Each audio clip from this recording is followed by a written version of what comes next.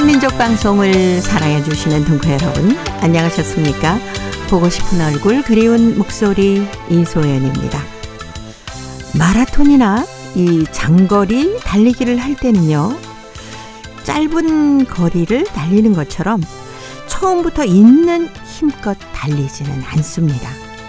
처음부터 온 힘을 다해서 달리다 보면은 힘이 빠져서 끝까지 달리기가 힘들다 그래요. 그래서 선수들은 자신의 체력에 맞게 힘 조절을 잘 하고 있답니다. 마지막에 전력 질주를 하기 위해서 중간중간에 속도를 늦추면서 힘을 비축한다고 하는데요. 숨 고르는 시간이 있기 때문에 힘껏 달릴 수 있다는군요. 하긴 달리기뿐만이 아니라 일상생활에서도 힘들다 싶으면 잠시 쉬어가거나 멈출 필요도 있겠죠. 그 힘으로 더 멀리 내가 가고 싶은, 그리고 하고 싶은 만큼 달릴 수 있기 때문입니다. 자, 오늘 첫 곡은 소녀시대입니다. 쉼표.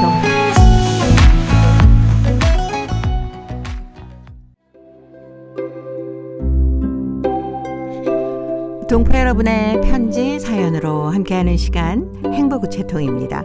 화요일에 행복우체통, 홍익대학교 글로벌 경영학과 전춘화 교수님과 함께하는 날입니다. 어서 오세요. 안녕하세요. 하긴 장거리 달리기를 할 때 처음부터 막 열심히 뛰다 보면 너무 힘이 빠져서 나중에는 오히려 달리기가 힘들 것 같아요. 제가 중학교 때 네. 우리 학교에서 전교 체육 시합을 하는데 네. 그 광경을 진짜 본 적이 있거든요. 아. 남학생 한 명이 네. 100m를 잘 달리는 친구인데 걔가 무슨 생각으로 했는지 3000m 달리기에 나선 거예요. 네. 근데 얘는 100m 질주 힘으로 오. 한 바퀴 뛰는데 네. 애들이 가만히 있으면 되는데 막 박수 치니까 얘가 더 정신없이 달리더라고요. 근데 네. 그 뒤에 따라오는 분들은 그냥 딱 우리가 봤을 때 얘 혼자만 빨리 뛰고 다른 분들은 굉장히 느리게 한 20명이 같이 천천히 네. 뛰는 거예요. 그 광경에 우리도 막 그때 모르고 환호했죠. 근데 한 2바퀴 뛰니까 얘가 그냥 그 자리에서 쓰러져가지고 아. 네, 안 되는 거죠. 그래서 그렇죠. 달리기를 처음부터 이렇게 페이스를 조정해가는 게 얼마나 중요한지, 저는 이렇게 장거리 달리기를 못 하거든요. 네. 그래서 완주해본 적이 없기 때문에 그 마음은 어떤지는 잘 모르겠지만 일단 그렇게 돼서는 안 된다는 거를 네. 학교 다닐 때, 그리고 걔가 쓰러져서 한동안 못 일어났어요. 창피해서 못 일어난 것도 있는 것 같아요. 네. 하긴 우리네 일상도 뭔가를 할 때 너무 막 빨리 온 힘을 들여서 하다 보면은 나중에 힘이 빠지지 않습니까? 맞습니다. 그 일을 할 때 보면 열정은 필요한데 너무 열정적으로 이렇게 하는 분들이 네. 좀 지나면 언젠가인데 그 목소리가 안 들리거든요. 그래서 일을 할 때도 그렇고 삶에도 사실 너무 많은 힘을 초창기 때 빼면 네. 뒤에 가서는 지쳐버릴 수 있으니까 자기에 맞게 좀 조정할 필요는 많이 있는 것 같습니다. 예. 욕심을 부려서 뭔가 너무 열심히 하다 보면 사실 아까 그 학생 친구처럼 네. 넘어지거나 몸에 탈이 나기가 쉽잖아요. 제가 봤을 때 이 친구 네. 한 500m까지 달렸을 때는 이미 네. 힘이 없어요. 근데 그렇죠. 하도 숨도 박수 너무 환호에 차고. 얘가 멈출 수가 없으니까 자기 그 한계를 벗어나 더 뛰다 보니까 기절한 것 같아요. 네. 네. 아, 저도 마라톤은 해보지는 않았거든요. 네. 근데 사실 장거리를 좀 걷고 뛰고 할 때 처음에 힘을 빼고 나면은 점점 더 뒤처지게 되더라고요. 네, 맞습니다. 저는 이제 학교 다닐 때 800m, 네. 1200 네네. 이거를 잘 뛰었습니다. 그래서 400, 800을 제일 많이 뛰었는데 100m처럼 뛰면 전혀 달릴 수가 없어요. 뒤에 가면 너무 숨차서. 그렇죠. 그래서 그냥 400m 뛸 때 제 속도를 많이 뛰어보니까 이해되더라고요. 네. 그다음 또 800m 뛸 때는 또 어떻게 속도를 조절하고 내 숨을 골라야 네. 되는지를 습득하니까 나중에 일을 할 때 예를 들어서 3개월 안에 뭘 이뤄내자 이러면 너무 급해요. 네. 근데 3년 안에 뭘 이뤄내자 이렇게 네. 생각하면 좀 더 여유가 있더라고요. 그래서 마라톤도 뛰는 분들이 그런 마음으로 뛰지 않았을까 하는 생각이 듭니다. 네. 그리고 보통 때도 뭔가 어디를 갈 때도 너무 열심히 걷기만 하다 보면은 사실 주변의 것들을 돌아볼 시간도 없지 않습니까? 좀 천천히 그렇죠. 걸으면 들꽃도 보이고 뭐 이렇게 나무 그늘도 보이고. 네. 네. 저는 이제 남한산성 근처에 살잖아요. 네. 그래서 등산객을 굉장히 많이 보고 네. 또 저랑 같이 그곳에 만난 분들 다 한 번씩 남한산성 올라가려고 해요. 근데 이제 그 중에서 남자분들 대부분은 옆에 거를 잘 안 보고 정상을 가는 거를 이제 목표를 해요. 그냥 열심히. 그래서 계속 올라가는데 네. 그 뒤를 쫓아가는 사람은 너무 힘들죠. 근데 이제 여자분들 만나서 이제 올라가면 네. 막 가다가도 이 꽃이 보이고 가다가도 맞아요. 저 돌이 보이고 네. 아무튼 처음 와보면 신기한 게 많아요. 그렇게 수다 떨다 보면 언제 올라가는지 산에 밑에 있는데 언제 산에 위에까지 올라왔더라고요. 네. 그래서 천천히 페이스 조절하면서 옆을 보면서 가는 게 더 예. 좋은 것 같습니다. 자, 행복의 채통. 오늘 첫 번째 사연이 중국 흑룡강성 계동현의 김경희 씨가 보내왔습니다. 2살 차이는 얼마여야 할까라는 글인데요. 제가 소개할게요. 하루 볕이 새롭다는 말은 어른들이 어린아이들의 나이 차이를 상대해서 늘 사용해오던 말이다. 나는 이 말을 줄곧 언니를 상대로 한 나에 대한 보호막으로 삼아온 것 같다.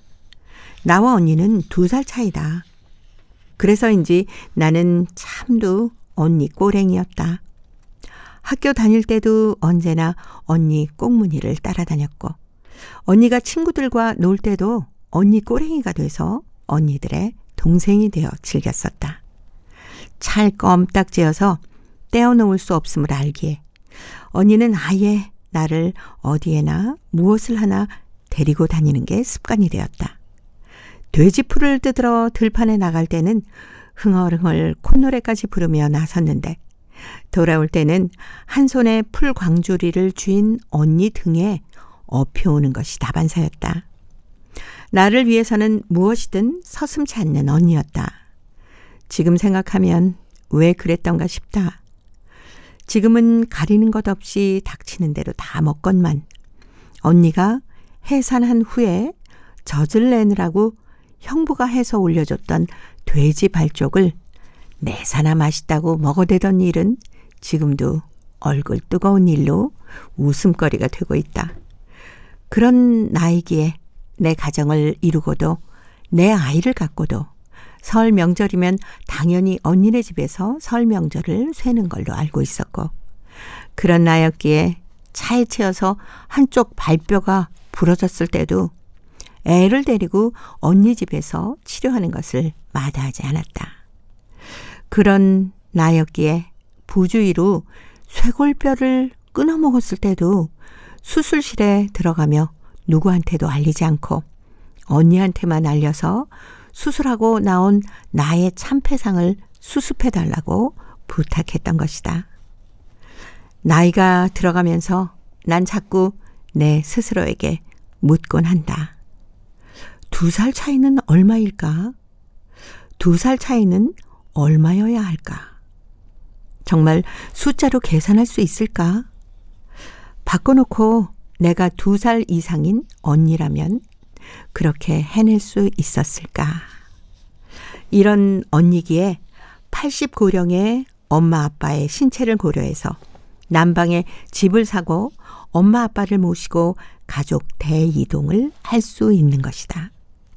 이런 언니기에 대가족을 책임질 의무를 선뜻 메고 나서는 것이다. 이런 언니기에 언니에게 난 영원히 언니 꼬랭이 예쁜 동생인 것이다. 언니 꼬랭이인 나도 퇴직하면은 당근 또 언니 따라서 남방으로 가겠지. 아무리 생각을 해봐도 나한테는 마지도 막내도 아닌 둘째가 적합한가 보다. 그것도 언니와는 2살 몇 곱 나는 나이 차이로 말이다. 다 같이 나이를 50 중반을 넘어가는데도 하루볕이 새롭다는 말이 그게 정말 설까? 아마도 습관된 사랑의 표출이라 그렇게 표현하는 것이 더 적절하리라. 언니의 역을 동생이 어찌하고 동생의 역을 언니가 어찌할까. 생활은 연극이 아니니까. 라는 글을 보내오셨습니다. 정말 그래요. 제 동생이 딱 이 글 속에 들어있는 것 같습니다. 아, 선생님 네, 맞이네요. 네, 제가 맞인데 제 동생이 맨날 제 꼬랭이처럼 저를 졸졸 따라다녔거든요. 저는 딱 여기에 네. 동생입니다. 또 위에 언니가 있거든요. 근데 아, 2살 네. 차이는 아닌데 연도로 하면 4살인데 실제는 한 3살 정도 차이. 근데 꽁무니를 따라다니기보다는 언니가 너무 언니 같았어요. 지금도요. 네. 사실 지금은 나이 비슷하게 먹었는데도 언니라는 그 타이틀에 그냥 네. 언니 역할을 하려고 노력을 하는 모습이 맞아요. 난 그냥 편안하게 이렇게 언니 동생 상관없이 예를 들어 부모님한테 효도할 때도 언니가 항상 먼저 앞장서서 다 하고 그럽니다. 그게 가끔은 부담될 때도 있거든요. 있어요. 네.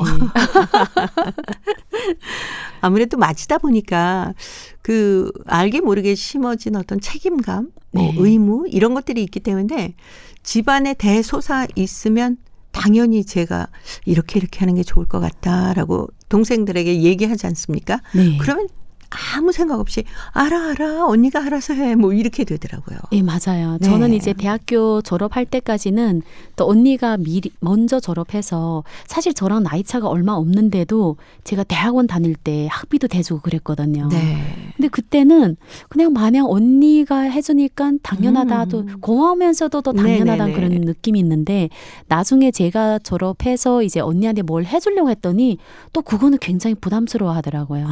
그러니까 언니는 항상 영원한 언니야. 약간 그런 게 있어서 네. 이걸 보면서 사실 2살 차이가 얼마나 나겠어요. 3살 차이가 그렇죠. 얼마나 날까. 사실 2살 차이, 3살 차이. 네. 사실 살다 보면은 사회 속에서는 2살, 3살인데도 10살 친구처럼 차이도 다 지내지 친구처럼 지날 수 않습니까? 있죠. 네. 네. 근데 이게 위치가 다르니까 생각이 다른 것 같아요. 맞아요. 네. 그래서 마지분들은 남자나 여자나 네. 항상 더 이 아래 동생들보다 좀 더 많이 신경을 쓰고 부모님이 혹시 안 계시면 내가 이 집안의 네. 가장이다. 이런 생각을 하고 사시는 것 같아서 미안하기도 하고 고맙기도 합니다. 네. 아마 세상의 이 모든 그 맞이들은 어쩌면 그냥 당연히 그것이 맞으니까 내가 해야 돼 라고 생각하면서 그 일을 하고 있을 것 같아요. 그리고 동생들은 그래 언니가 이렇게 하니까 우린 언니 꼬랭이로 그냥 따라가면서 네. 언니가 시키는 대로 하면 행복하게 살 수 있는 것 같아. 이렇게 지내는 것 같아요. 예, 맞아요. 왜냐하면 네. 언니가 많은 걸 생각하기 때문에 동생들은 그냥 생각이 덜한 거죠. 별로 생각이 그렇죠. 많지 않습니다. 네. 그래서 어딜 가나 이렇게 행동하는 모습들을 보면 맞은가 봐. 뭐 네. 막내인가 봐. 특히 맞아요. 막내들. 부모님들도 키울 때 좀 그러지 않나요? 네. 너 맞으니까 양보해야지. 맞아요. 네. 저 매일 양보했습니다. 네. 아마 우리 김경희 씨의 사연을 들으시면서 맞이 되시는 분들은 맞이인 채로 그리고 2살 동생인 동생대로 막내대로 맞아 하면서 편지 사연 들으셨을 것 같습니다. 이미자가 노래합니다. 언니.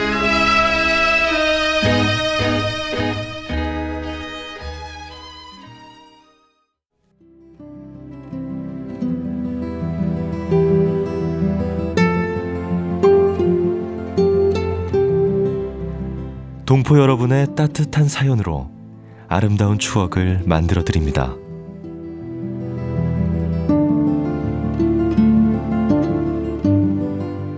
보내실 곳은 대한민국 서울특별시 영등포구 여의공원로 13 KBS 한민족 방송 보고 싶은 얼굴 그리운 목소리 담당자 앞이고요. 인터넷 주소도 알려드립니다. KBS 홈페이지 www.kbs.co.kr에 접속하신 다음 라디오, 한민족 방송, 보고 싶은 얼굴 그리운 목소리를 순서대로 클릭하신 다음 청취자 참여 코너에 글을 남기시면 됩니다.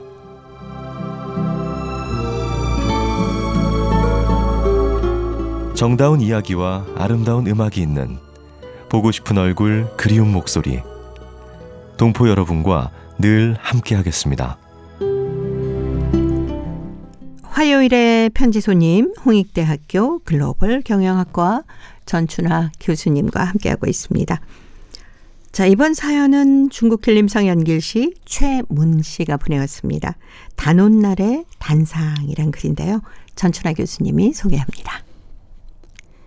매년 음력 5월 5일은 우리 민족들이 전통 명절인 단오절이다.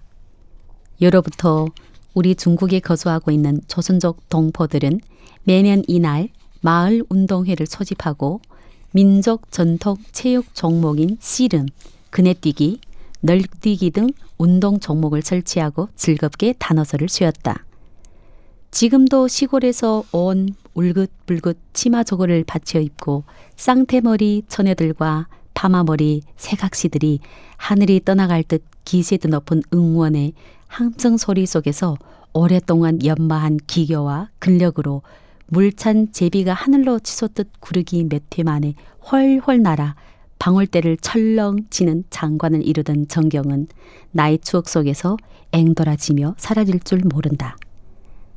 파란만장한 인생길이 70대 말을 돕고 있는 나는 지금 미중유의 특대 코로나19와 전쟁을 치르고 있는 관건적 시기에 인간이 메울 수 없는 욕심으로부터 발발하는 러우 전쟁이 만만치 않은 피해의 경악을 금할 수 없었다.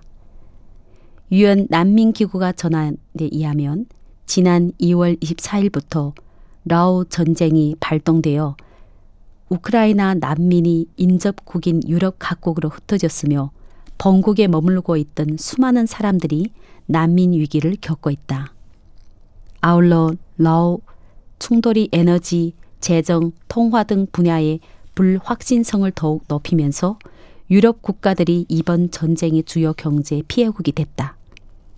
뿐만 아니라 우크라이나 위기는 세계 인구 17억 명을 빈곤과 기아에 빠뜨릴 수 있으며 전 세계 인구의 5분의 1 이상이 영향을 미칠 것이다라고 말했다. 구테레스 유엔 사무총장은 생명을 구하고 고통을 줄이면서 평화의 길을 찾는 노력을 계속하겠다고 하면서 지난 4월 26일부터 28일까지 러시아와 우크라이나를 순방해 대통령 푸틴 러시아 대통령과 젤렌스키 우크라이나 대통령과 각기 회담을 갖고 양국이 대화를 통해 현재 충돌을 해결하도록 추진했다. 그러나 우리가 우려하는 비명의 총소리는 역사적인 각종 원인으로 멈출 줄 모르고 있다.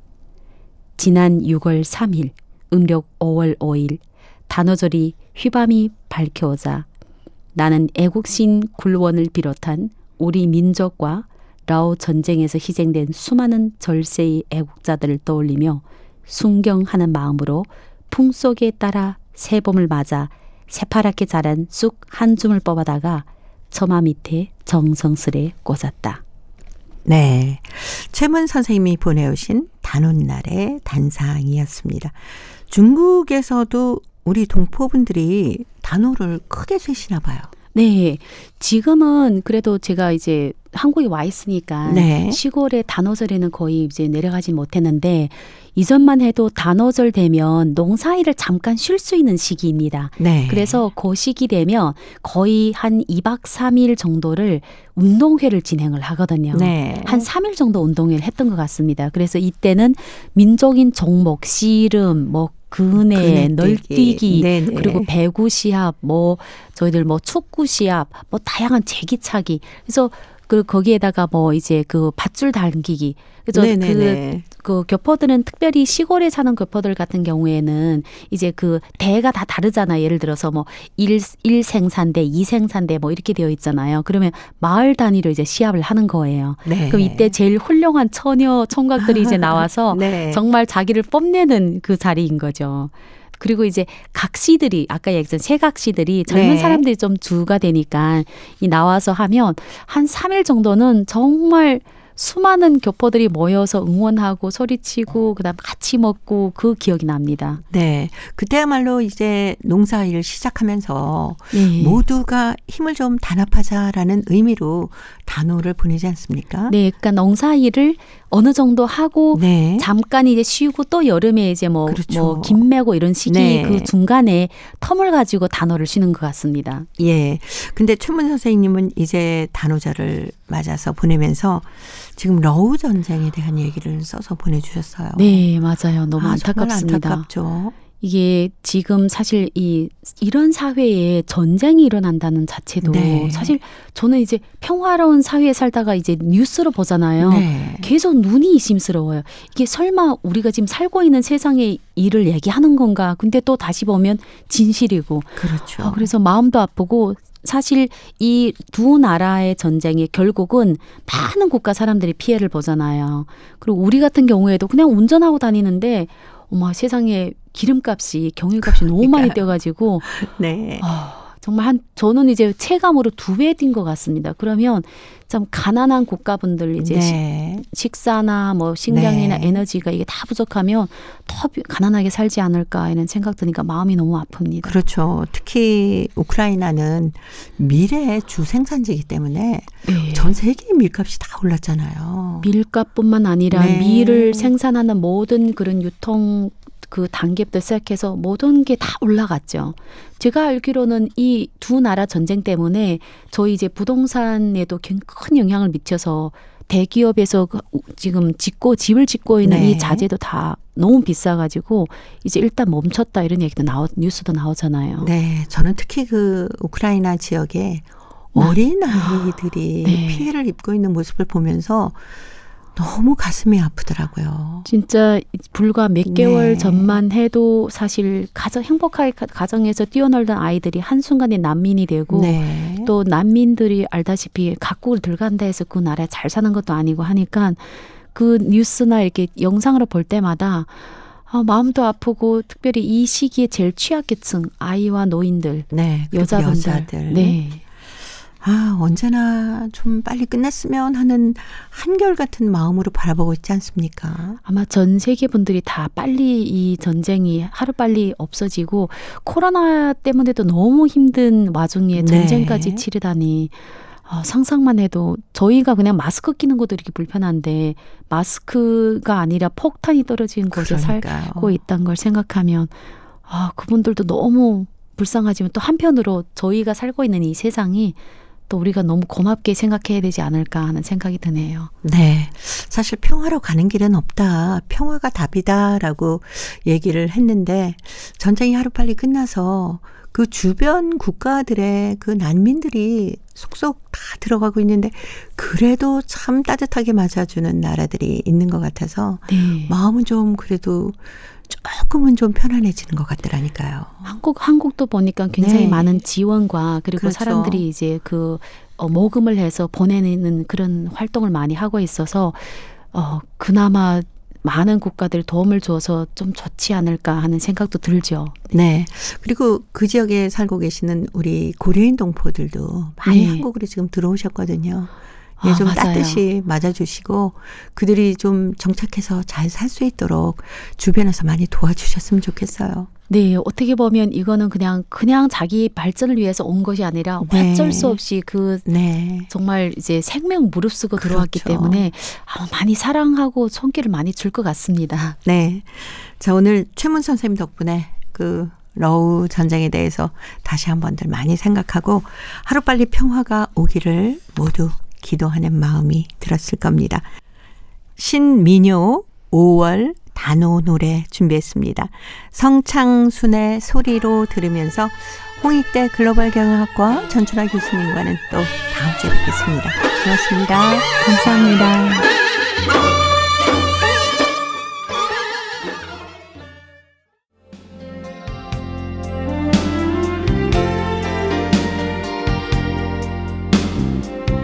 KBS 한민족 방송은 7천만 온결어의 꿈을 담습니다.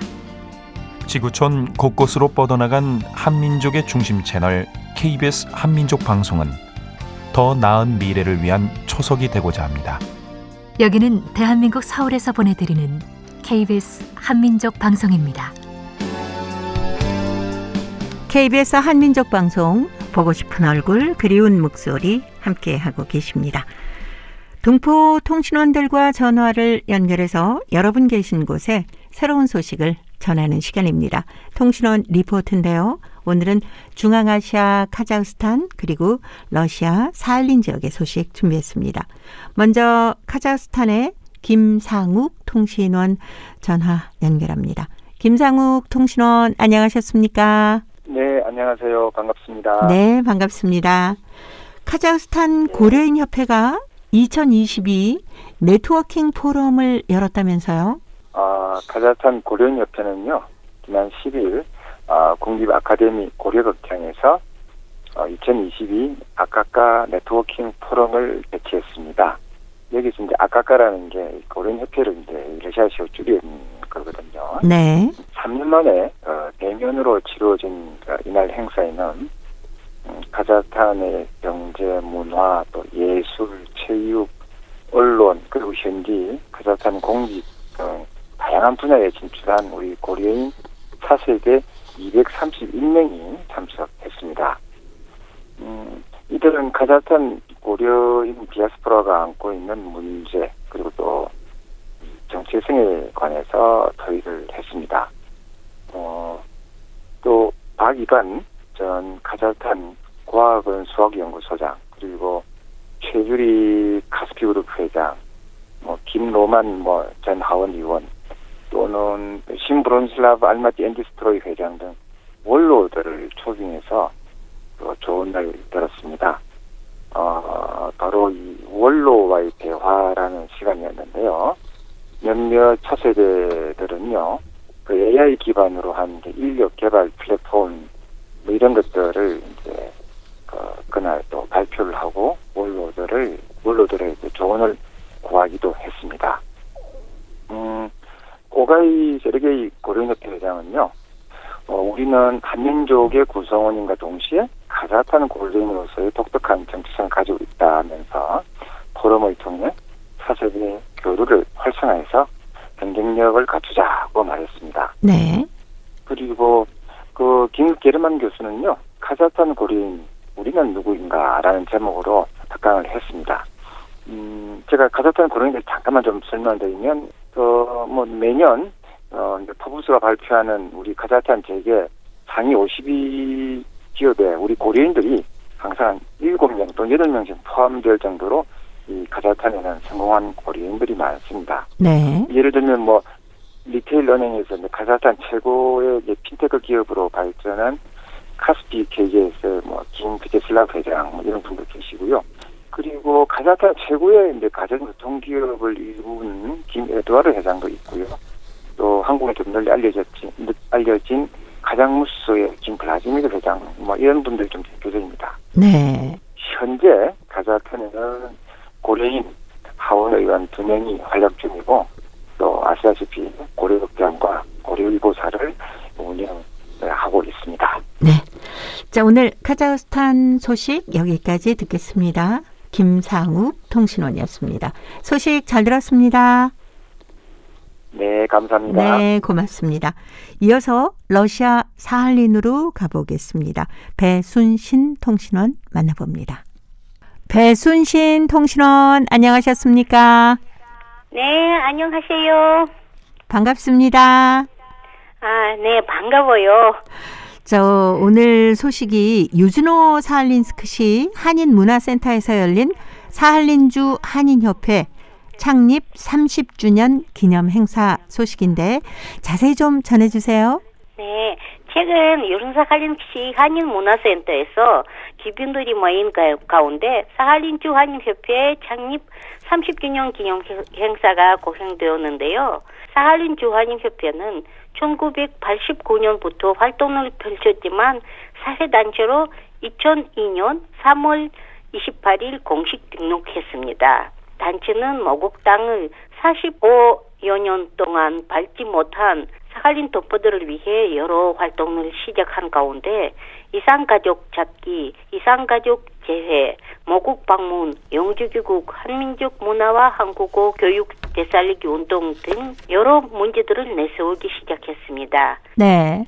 또 어떤 분들이 축하의 자리에 참석하셨나요? 이날 사할린 한국영사출장소 박상태 소장은 우리 동포들이 사할린 사회에 잘 정착하고 모범적인 동포 사회를 형성하는 데에 있어 주한인협회는 큰 역할을 수행하고 있다며 말했습니다.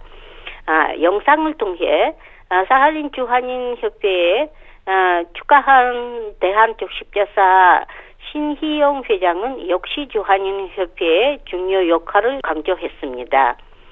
축사를 한 많은 사람들이 한인들과 친하게 지내는 이야기, 한민족 문화와 접촉하는 이야기, 한인협회와 협력하고 우호 관계를 지속적으로 지키고 있는 것에 대해 많은 이야기를 했습니다.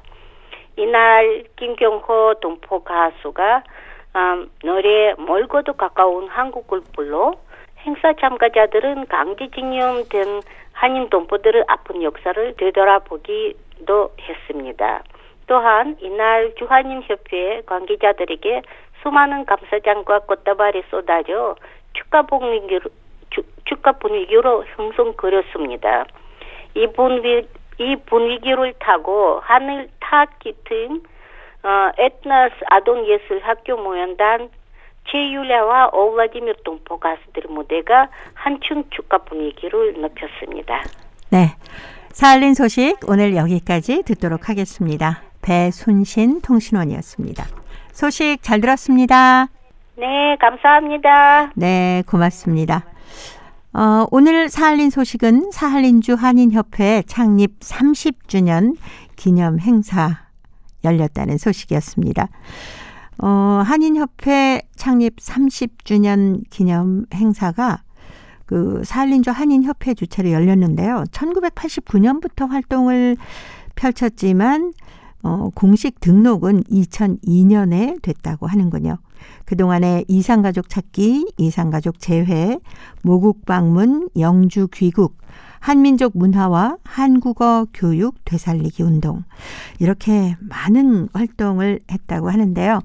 동포들이 사할린 사회에 잘 적응하고 또 모범적인 동포 사회를 형성하는 데 있어서 한인협회가 큰 역할을 수행하고 있다는 소식이었습니다.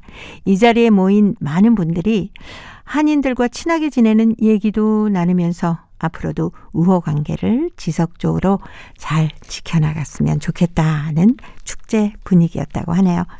자, 이제 퀴즈를 통해서 대한민국의 역사와 문화까지 배울 수 있는 퀴즈 한마당 보내드립니다. 동포 여러분과 퀴즈로 하나 되는 시간 퀴즈 한마당 찍찍폭폭 찍찍폭폭. 그렇게 좋냐? 그럼 처음으로 수학여행 가는 건데 신나지. 넌 안 좋아?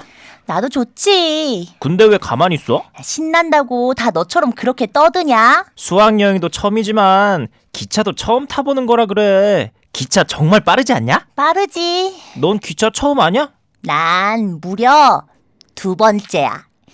작년에 서울에 있는 할머니 댁에 갈 때 기차 타고 갔거든. 그래? 그래서 그렇게 조용히 있는 거구나. 이거 먹어. 이거 삶은 이거 아냐? 기차에서는 원래 이거 먹는 거야. 오, 그래? 그렇잖아도 배고팠는데 잘 됐다. 아이씨, 내 머리에다 이걸 깨면 어떡해. 이건 원래 이렇게 깨야 맛있어. 아유, 야, 안 뺏어 먹을 테니까 천천히 먹어. 여기 많잖아. 너무 맛있어서. 아유, 그러다 체하겠다. 자, 이거 마셔. 이거 사이다 아니야? 그래, 얼른 마시기나 해. 괜찮아? 사이다 마셨더니 쑥 내려가네. 삶은 이거에는 사이다를 먹어줘야 되는 거야. 역시 기차 2번 타본 사람이라 다르대 달라. 헨. 삶은 이것을 먹다가 목에 걸려서 고생하는 친구에게 사이다까지 건네주네요. 그러게요. 삶은 이곳에는 사이다를 마셔야죠. 특히 기차 여행을 할 때 먹는 삶은 이것과 사이다는 최고의 행복이죠. 예전에는 달리는 기차 안에서 사이다에다가 삶은 이것을 까먹는 모습을 자주 볼 수 있었는데 요즘에는 별로 없는 것 같아요. 이것은 달걀을 껍질째로 끓는 물에 삶은 것을 말하는데요. 삶은 이것은 날걸로 먹는 것과는 또 다른 맛이죠. 특히 이것은 사이다와 궁합이 좋아서 1980년대까지만 하더라도 수학여행이나 기차여행 갈 때 꼭 챙겨가는 필수품이나 다름없었습니다. 이것에는 단백질 성분이 풍부하게 들어있어 건강에도 좋은데요. 특히 다이어트하는 사람들이 이것을 가지고 다니면서 많이 먹습니다. 삶은 이것의 유통기한은 냉장 보관해도 하루 이틀 정도밖에 안 된다고 하니까 가급적이면 하루 내에 빨리 먹는 것이 좋다고 합니다. 그리고 껍데기를 까기 전에 냄새를 맡아봐서 역한 쉰내가 날 경우에는 먹지 말고 버리는 것이 좋다고 합니다. 자, 여기서 문제 나갑니다. 말 그대로 달걀을 껍데기째로 끓는 물에 삶은 것을 말하는데요. 예전에는 기차 여행이나 수학 여행 갈 때 꼭 챙겨가는 필수품이었습니다. 특히 이것은 사이다와 함께 먹어야 제맛인데요. 이것은 무엇일까요? 자, 보기 드립니다. 1번 삶은 감자, 2번 삶은 달걀, 3번 햄버거. 정답을 보내주신 분 가운데 일주일에 한 분 추첨해서 소정의 상금이나 상품을 보내드립니다. 퀴즈 한마당, 지금까지 성우 유선일, 한희정이었습니다. 저도 이것 참 좋아합니다. 이것은 그냥 먹어도 맛있고요. 다양한 음식에 활용을 하는데요. 샌드위치 속 재료도 좋지만 잘게 으깬 다음에 소스를 버무려 먹어도 아주 맛있습니다. 그리고 장조림을 함께 해도 훌륭한 반찬이 되죠. 냉면이나 비빔국수에도 이것을 고명으로 올리기도 하는데요. 그리고 또 빼놓을 수 없는 게 찜질방에서 삶은 이것이나 구운 이것을 먹으면 정말 맛있습니다. 동포 여러분께서도 아마 이것 즐겨 드시고 계실 것 같아요. 이것을 어떤 때 어떤 방법으로 즐겨 드시는지 여러 가지 추억을 행복우체통으로 보내주시기 바랍니다. 정답은 KBS 홈페이지에 접속하신 다음에 라디오, 한민족 방송, 보고 싶은 얼굴 그리운 목소리를 순서대로 누르시면은 청취자 참여란이 있습니다. 여기에 정답도 적어주시고 또 행복우체통의 사연도 가득히 채워주시기 바랍니다.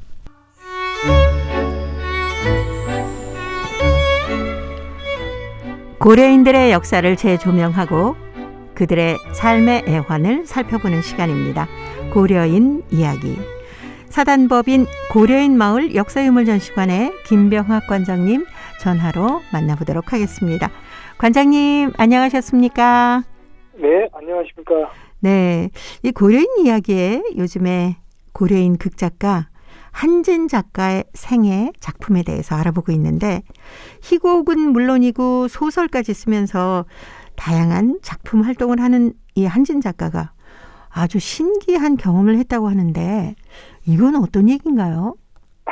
예, 그것은요. 네. 참 저도 한진 작가 그분이 남긴 수적을 정리하면서 참 그것 보고 놀라기도 하고 재미가 있었는데요. 네. 사실은 요즘은 우리가 컴퓨터를 지금 사용해 버리니까 참 필체가 이렇게 예쁘지 않지 않습니까?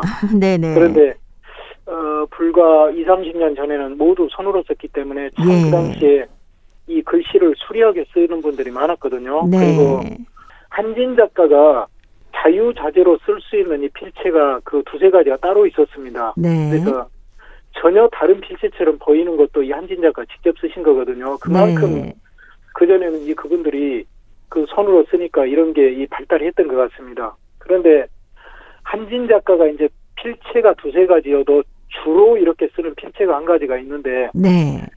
그 필체도 그 시대에 따라서 보면 조금씩 변하는 것 같아요. 제가 봐도. 그런데 네. 그 필체가 한진 작가의 그 부친, 평양에 있던 한태천 그 부친이 이렇게 아들한테 보내온 이 편지와 보면은 네. 필체가 거의 비슷합니다. 그런데 네. 저도 이게 참 그렇구나 했는데 아니나 다를까 한진 작가의 그 수첩에 내 필체가 아버지를 닮아가며 깜짝 놀란다 이런 글이 있습니다. 네. 굉장히 그게 한진 작가로서도 신비하고 그 어떤 그 가족 간의 묘한 그 어떤 끈끈한 어떤 연대 네. 아마 그런 걸 느꼈던 것 같습니다. 네. 어쩌면 아버지와 비슷하게 글씨를 쓰면서 어떤 그리움을 좀 달래지도 않았을까라는 생각도 드네요. 아마 무의식적으로 그런 그리움이 네. 실체가 닮아가는 걸로 이렇게 변질되지 않았나 이렇게도 생각이 듭니다. 네. 이 평양에 있는 가족들과는 연락이 끊겼다고 하지 않으셨나요? 끊겼죠. 네. 1960년대 말에 네. 이게 68년인지 9년인지는 정확하지 않습니다만 68, 9년경에 네네.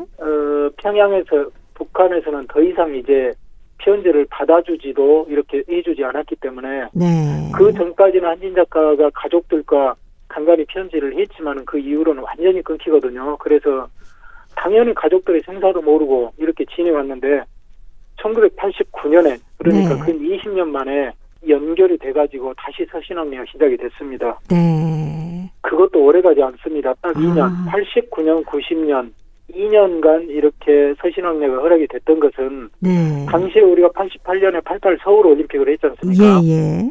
그래서 이 북한에서도 이 체대 경쟁에서 지고 싶지 않아서 부랴부랴 했던 게 세계 청년 학생 축제. 네. 그걸 89년에 개최하면서 아. 이제 남한만큼 우리도 대외에 개방적이고 이런 네. 사람들을 포용할 수 있다는 걸 보여주기 위해서 그 기간에 이렇게 좀 자유롭게 그 전에 이렇게 북한 정권에서 보기에는 역적으로 생각했던 사람들도 국내에 연고가 있는 사람들이 편지를 보내면 이렇게 허용을 해준 게 이렇게 2년입니다. 그래서 90년 이후에는 다시 끊기게 되죠. 네, 그랬었군요. 한진 작가의 아버님도 글을 쓰시지 않았습니까? 사실은 한진 작가 아버지 그는 한태천인데 이분은 우리나라에 있는 동아일보에 봐도 1935년에 토성랑이라는 그 희곡 작품을 발표를 했고요. 네. 또 이듬해 산월이라는 그 작품을 발표했던 희곡 작가였습니다. 그래서 네. 1945년 해방되기 전까지는 우리나라 작가였다고 볼 수 있죠. 예. 그런데 이제 45년에 남북이 분단되고 또 거기는 사회주의 체제를 옹호하고 그렇게 하면서 이제는 그 북한의 작가가 된 거죠. 네. 그런데 이분도 그냥 그 가난한 집안에서 태어나가지고 일반 그 학교 교사였거든요. 그런데 네. 희곡 작품을 쓰면서 이렇게 이름을 날려서 나중에 굉장히 많은 이 희곡 작품을 썼고 또 이분이 쓰신 희곡 작품이 평양 그 예술극장에서 공연이 되고 이렇게 했는데 1970년에 그 연풍호라는 그 희곡을 썼는데 네. 이걸로써 북한에서 최고의 그 작가에게 주는 상인 인민 대관 문학상을 받았습니다. 그러니까 네. 어떤 작가로서의 그 능력은 탁월했던 것 같고 이걸 또 아들 한진이 그대로 물려받아서 네. 이렇게 훌륭한 이 고려인들의 이 한글 문학을 부흥시키는 중시조로서 이 우뚝 설 수 있었던 것 같습니다. 네. 근데 부모님이 세상을 떠난지도 모르고 있었다면서요. 그것이 20년 동안 모든 서신왕래가 끊기니까 네. 그래서 89년에 이제 거기에 남아있던 여동생들하고 편지 서신왕래가 되면서 이미 10여 년 전에 그러니까 네. 75년에 그때 부친이 돌아가시고 또 이태 뒤에 모친이 돌아가시고 그랬다는 걸 그때서야 비로소 알 수 있게 됐죠.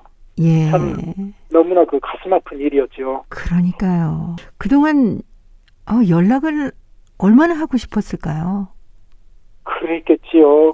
소련에는 1,000명 영화대학교 그 유학생들 한 10여 명이 그 집단 망명했을 때 네. 그 망명자들 중에서도 유독 한진 작가는 가족 문제로 더 고통스러웠던 것 같아요. 왜 그러냐면 예.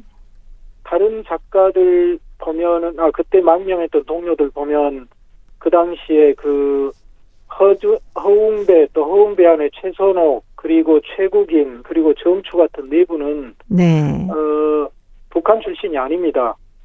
민족은 우리 민족이지만은 만주에서 네네. 태어났거나 우리 그 한반도 남쪽에서 태어났기 때문에 북한 영토에 대한 어떤 생리적인 애착이 없죠. 예. 그리고 또 다른 분들은 북한에서 태어났지만 평양에서 태어난 게 아니고 다른 지역에서 태어났고 출신 성분이 그렇게 높지 않아서 물론 그 가족들이 고통을 겪었겠지만 그렇게 큰 건 아닌데 한진 작가는 그 한진 작가 아버지가 바로 북한 김일성 정권의 최측근으로서 노동신문에 기고도 하고 문학 그 청년들을 길러내고 이런 핵심층에서 이렇게 작용하는 평양 출신인데 아들은 또 그렇게 가가지고 북한 체제를 단호히 반대해서 이렇게 망명을 하다 네. 보니까 자기는 의로운 결정을 했지만 이 가족에 대한 어떤 그 죄책감 네. 이런 걸로 굉장히 고통스러워했고 그래서 한진 작가만이 망명 동료들 중에서 거의 유일하게 그 술을 좀 가까이 하고 살았었어요. 아, 네. 예, 그것이 아마 건강을 상하게도 만들었겠지만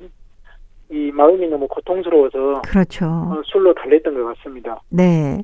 한진 작가의 작품 속에도 가족에 대한 뭐 어떤 뭐 보이지 않는 얘기 그리고 사랑이 많이 녹아 있었겠네요. 한진 작가 작품들에 보면은 아마 이건 두 가지로 나눌 수가 있는데요. 하나는 부모님에 대한 어떤 그리움을 이렇게 쓰게 되면 그게 무너져 내릴 것 같기 때문에 의도적으로 그것을 피한 작품을 또 썼다고 볼 수 있고요. 네. 그렇지만 이제 그 초기에 썼던 한눈 없는 어머니나 뭐 이런 작품들은 그야말로 그 어머니를 그리는 이야기죠. 그리고 한진 작가가 그 희곡 작품 썼던 의붓어머니나 어머니 네. 머리는 왜 새였나 이런 것들은 두말할 것 없이 그 당신의 어머니를 생각하면서 쓴 작품이죠. 네. 아유, 가슴이 찡하네요.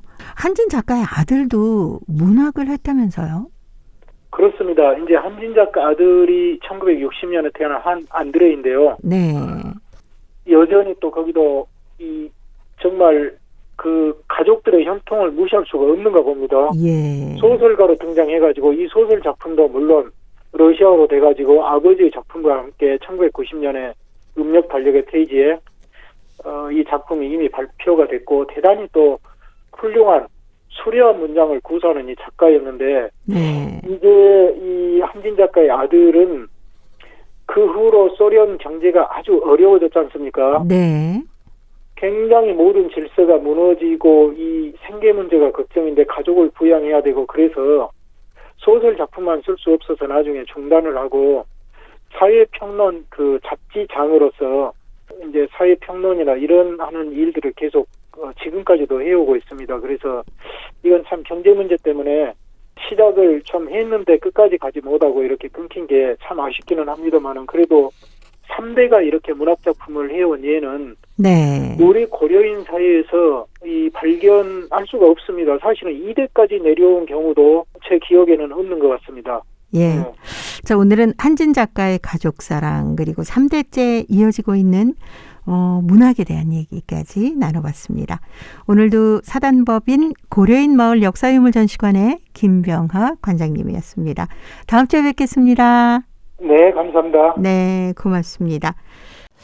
오늘도 함께해 주신 동포 여러분 고맙습니다. 내일 찾아오겠습니다. 안녕히 계십시오.